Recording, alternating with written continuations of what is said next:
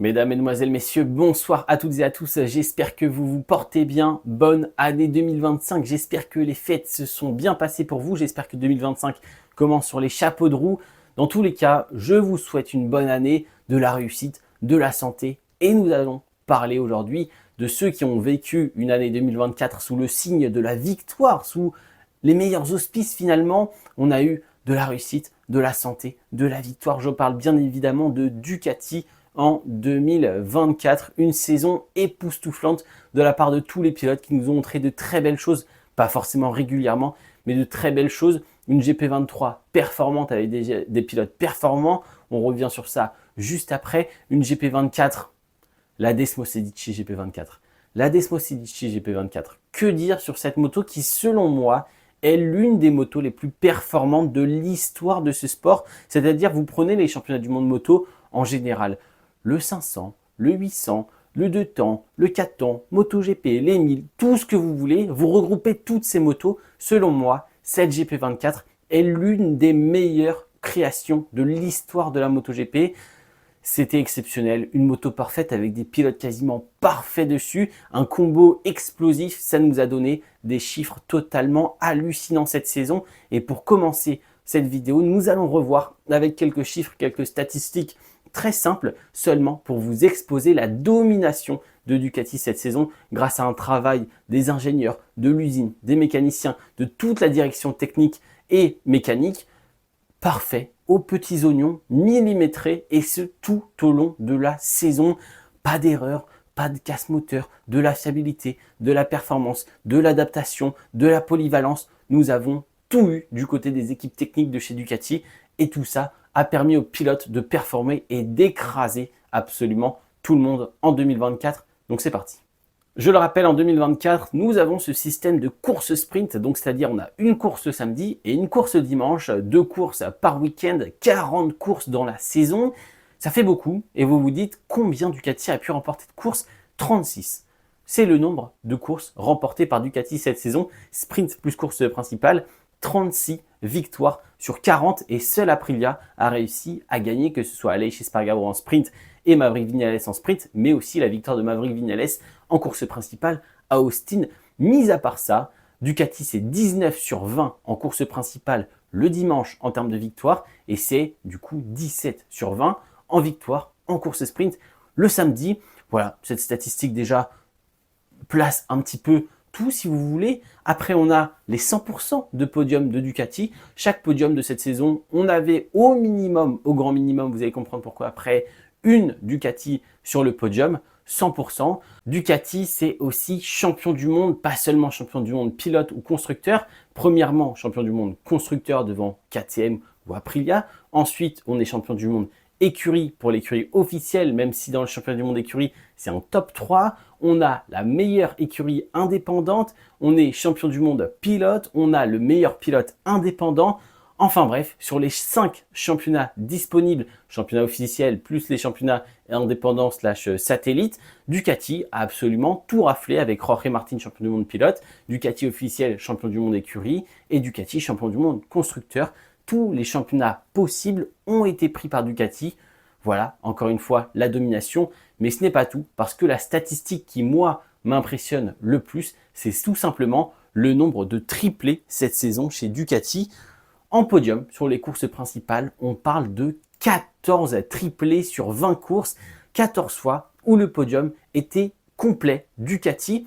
Et ce n'est pas tout. On peut aussi parler de quintuplé, car chez Ducati, on avait 8 motos sur la grille, mais ce n'est pas aussi simple que ça de faire un quintuplé.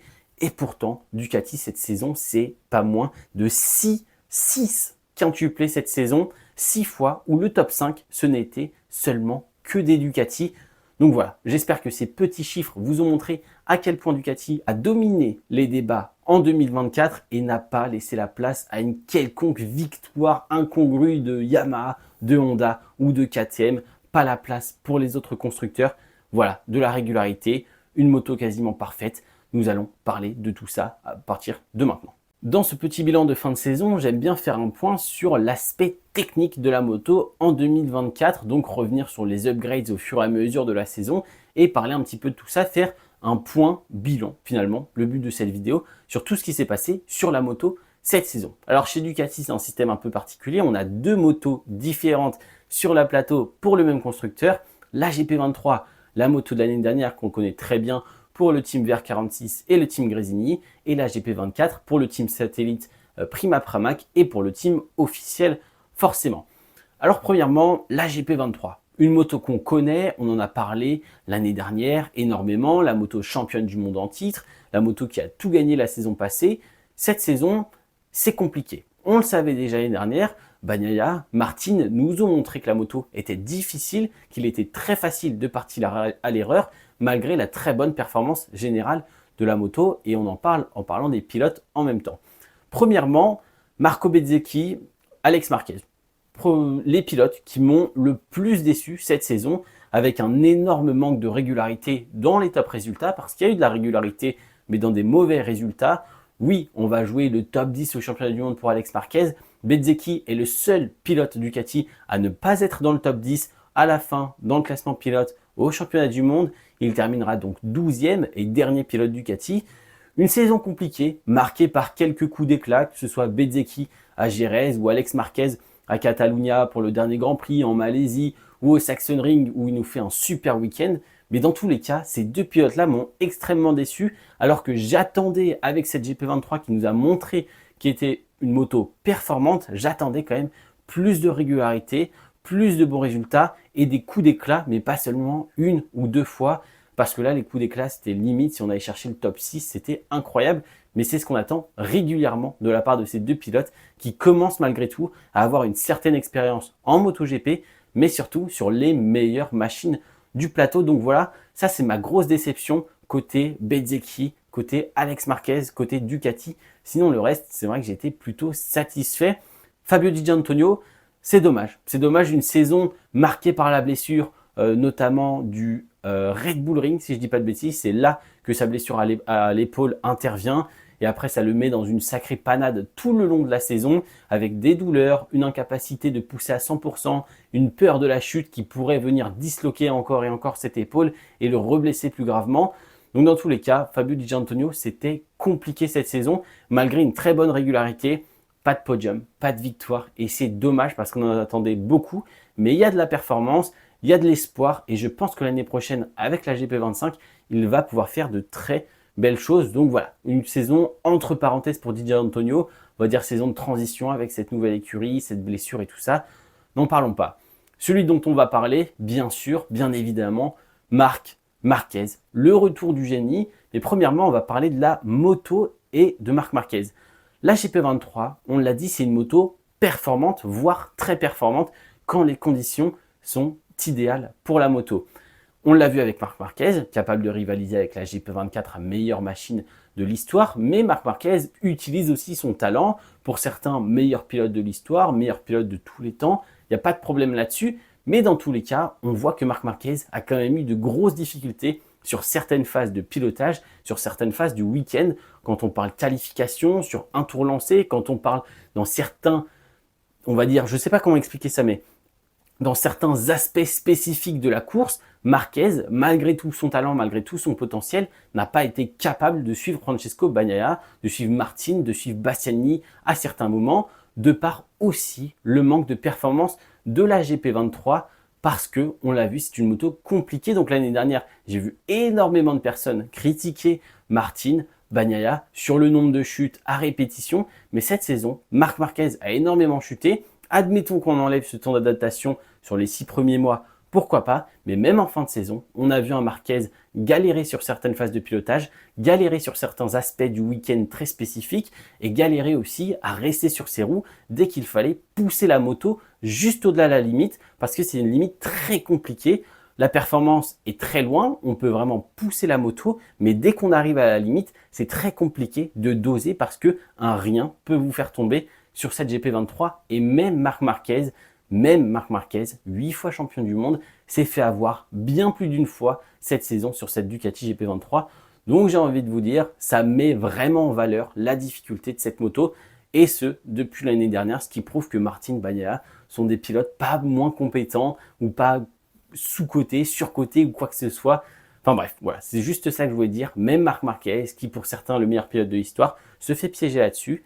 hâte de voir ce que ça va donner sur la même moto. Mais dans tous les cas, très bonne, très très bonne saison. Le retour à Aragon, la concrétisation à Saint-Marin, une bonne fin de saison. La bataille pour le titre qui n'a pas vraiment été là parce qu'il était un peu en retrait comparé aux pilotes sur une machine plus récente.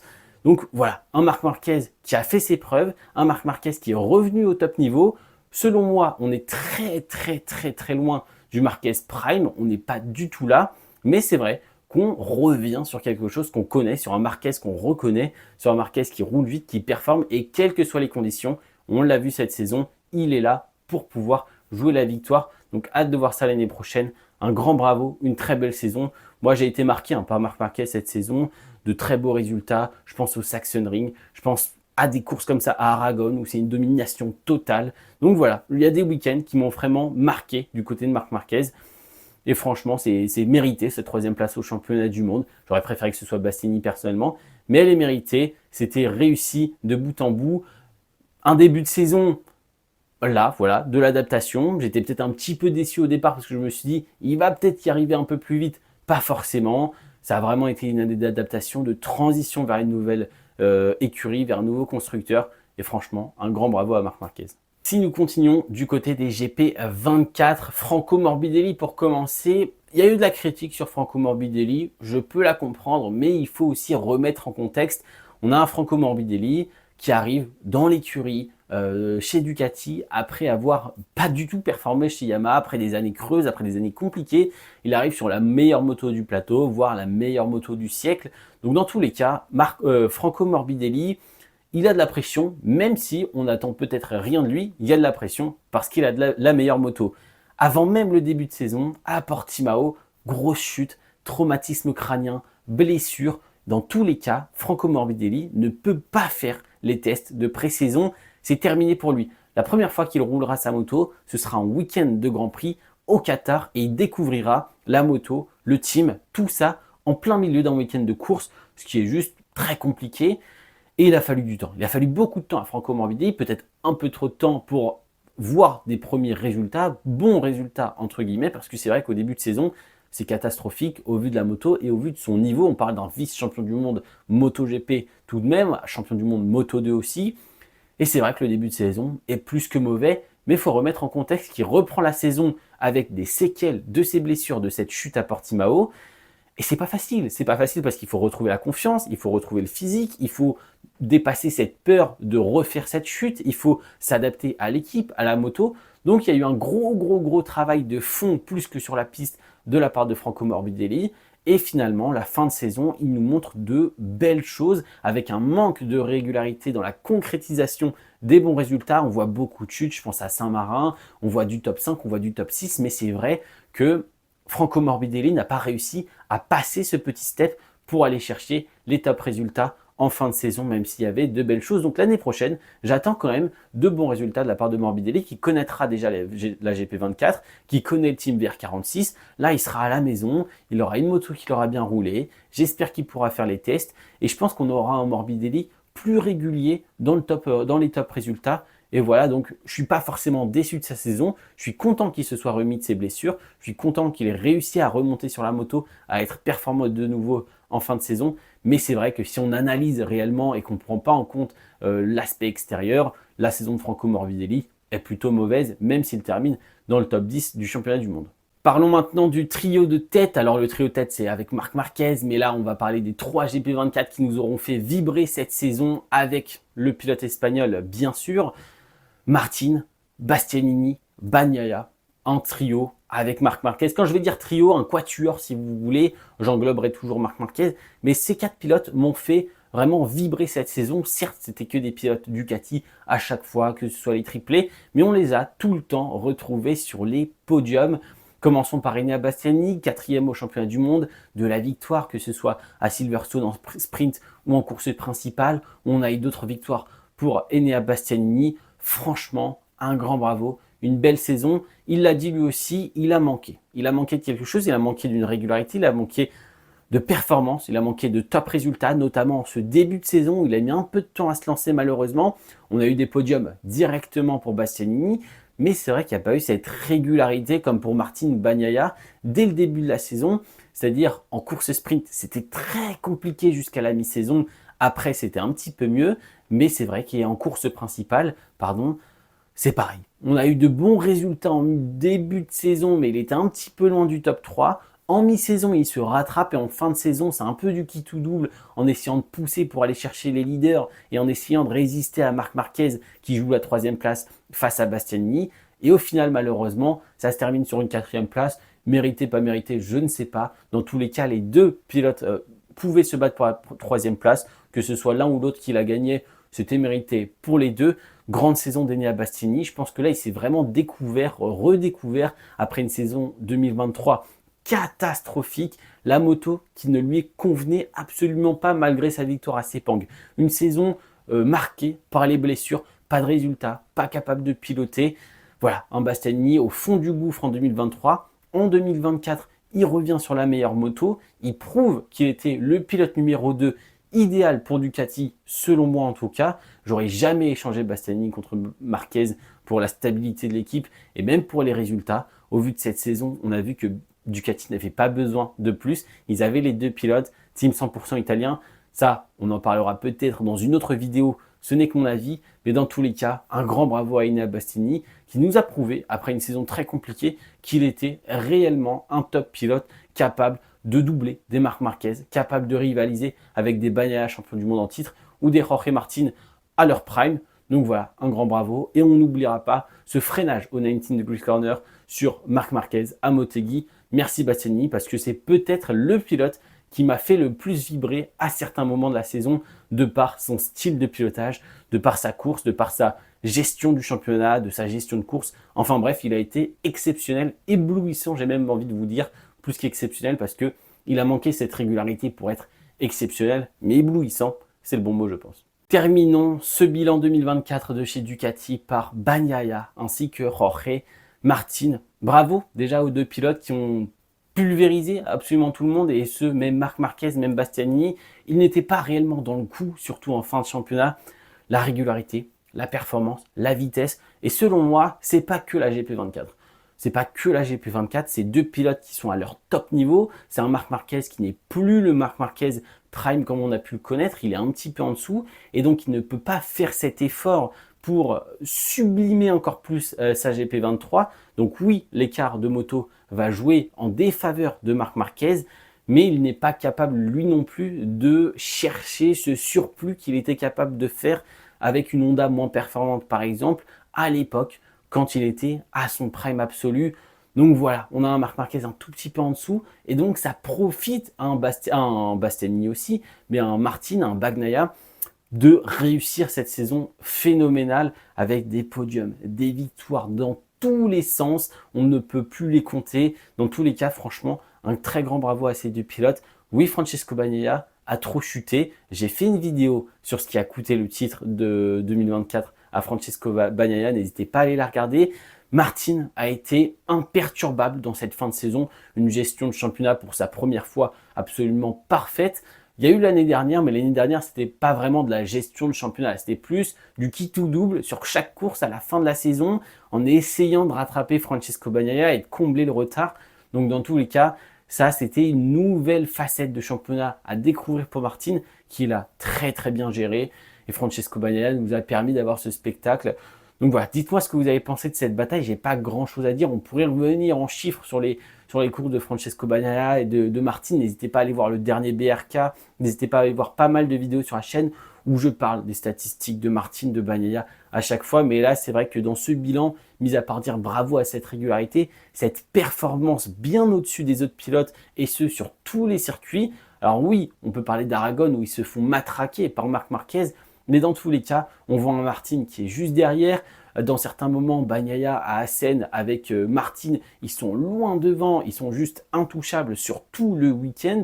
Donc voilà, il y a eu des courses comme ça où ils étaient peut-être un petit peu en dessous, mais 90% du temps, ils jouaient les deux premières places. On n'a pas eu de grosses batailles entre les deux, mis à part à Sepang, où là, ça s'est vraiment bien battu.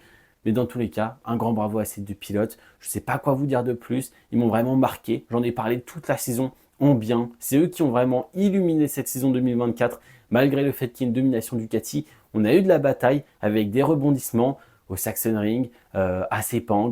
On a eu énormément de choses avec les chutes, avec les batailles. Bravo, merci. Voilà pour les 3 bilans de 2024. J'espère que ça vous a plu. Dites-moi ce que vous avez pensé tout simplement de cette saison de Ducati en commentaire de cette saison 2024. Si vous avez une idée de vidéo, un pilote dont vous avez envie de parler, dites-moi en commentaire, même si j'ai pas mal d'idées de vidéos pour les semaines qui arrivent avant de reprendre ce championnat du monde. Merci d'avoir regardé. C'était Théo. Ciao, ciao.